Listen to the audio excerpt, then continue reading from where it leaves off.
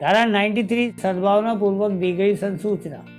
तो कंसेंट से संबंधित सारी बातें हो गई। अब इसमें धारा 93 में नई तरह की बात आती है कि अगर किसी व्यक्ति को कोई संसूचना दी जानी है, सद्भावना पूर्वक अगर वह संसूचना दी गई है और उस संसूचना को देने के कारण कोई अपराध या अपहानि कारित हो जाती है तो वह कार्य अपराध नहीं है। तो सद्भावना पूर्वक दी गई संसूचना उस अपहानि के कारण अपराध नहीं है जो उस व्यक्ति को जिसे वह संसूचना दी गई है हो जाती है यदि वह उस व्यक्ति के फायदे के लिए दी गई हो। जैसे एक कैंसर से पीड़ित व्यक्ति को ये सूचना दी जाती है कि आपको कैंसर है और इस संसूचना से उसको सदमे में उसको और ज़्यादा नुकसान पहुंच जाता है, शौक लग जाता है उसको।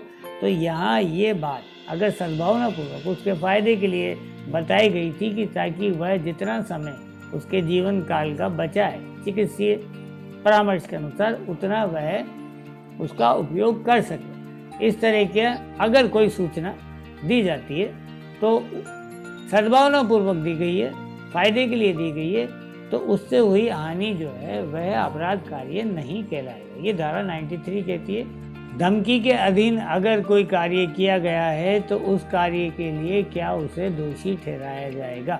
कोई व्यक्ति को विवश करके धमकी देकर अगर कोई काम करवाया गया है तो क्या ऐसे व्यक्ति को उसके किए गए कार्य के लिए दोषी ठहराया जाएगा। तो इस तरह की बात से संबंधित आपको धारा 94 जानकारी देती है। हत्या मृत्युदंड से दंडनीय राज्य के विरुद्ध मामलों को छोड़कर उन पर यह लागू नहीं हो रही है। बाकी मामलों के लिए कोई बात या कोई कार्य अपराध नहीं है जो ऐसे व्यक्ति के द्वारा किया गया है जिसे उसकी खुद की स्वयं की तत्काल मृत्यु वहीं उसी समय, तत्काल मतलब वहीं उसी समय उसको मृत्यु हो जाने की युक्त आशंका हो। ऐसी नहीं बनावटी नहीं होनी चाहिए, दिखावटी नहीं होनी चाहिए, युक्त आशंका होनी चाहिए। एक सामान्य बुद्धि वाला व्यक्ति को देखकर लगे कि उन परिस्थितियों में उसको ये लग रहा हो, जो व्यक्ति घिरा हुआ है संकट में, कि उसकी जान नहीं बच पाएगी, ऐसा मामला हो। तो तत्काल मृत्यु की हो जाने की अगर उसको आशंका है और उसके द्वारा कोई बात की गई है तो वह बात या वह कार्य अपराध नहीं है। लेकिन यहाँ ये जरूरी है कि उस व्यक्ति ने खुद ने अपने आप को ऐसी स्थिति में नहीं डाला हो।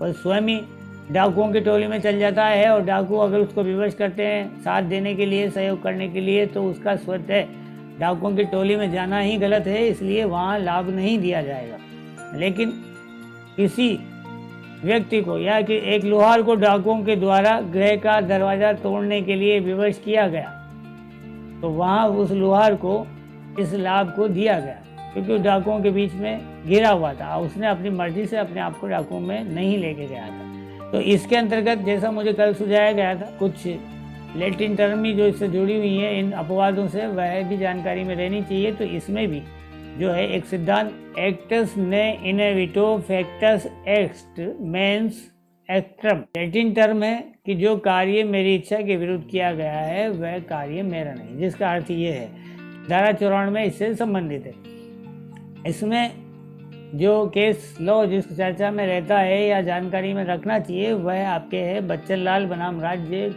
AIR 1957 कि मृत शरीर को छिपाने तक मृत्यु का भय बना रहा था। उस फैक्ट्स के मुताबिक तो उसको बचाव माना गया। और क्वीन बनाम लतीफ, उसमें वरिष्ठ अधिकारियों के आदेश पर गोली चलाई गई लेकिन उसे यहाँ बचाव नहीं दिया गया है। उसको धमकी में या वचन में बंधे हुए नहीं कि मृत्यु होने की उसकी आशंका नहीं थी कि वरिष्ठ सदस्य ने आपको आदेश दिया अनैतिक अमानवीय अविधिक कार्य के लिए और आपने उसके आदेश अनुसार गोली चला दी, जिस प्रकार इस मामले में बताया गया, तो उसमें बचाव नहीं माना गया 94 का और दोषी करार दिया गया। धारा 95 इससे आगे की बात कहती कि तुच्छ हानि कारित करने वाले कार्य अपराध नहीं है यदि वे इतनी मामूली है कि मामूली सी भी समझ रखने वाला और स्वभाव वाला कोई भी व्यक्ति उसकी शिकायत नहीं करेगा। ऐसी कोई भी हानि जो बहुत छोटी सी है, मामूली समझ या स्वभाव वाला आदमी उसकी शिकायत नहीं करेगा, तो ऐसी तुच्छ हानि के लिए या कार्य के लिए किसी को दोषी नहीं ठहराया जाएगा, उसके लिए मामला नहीं चलाया जाएगा।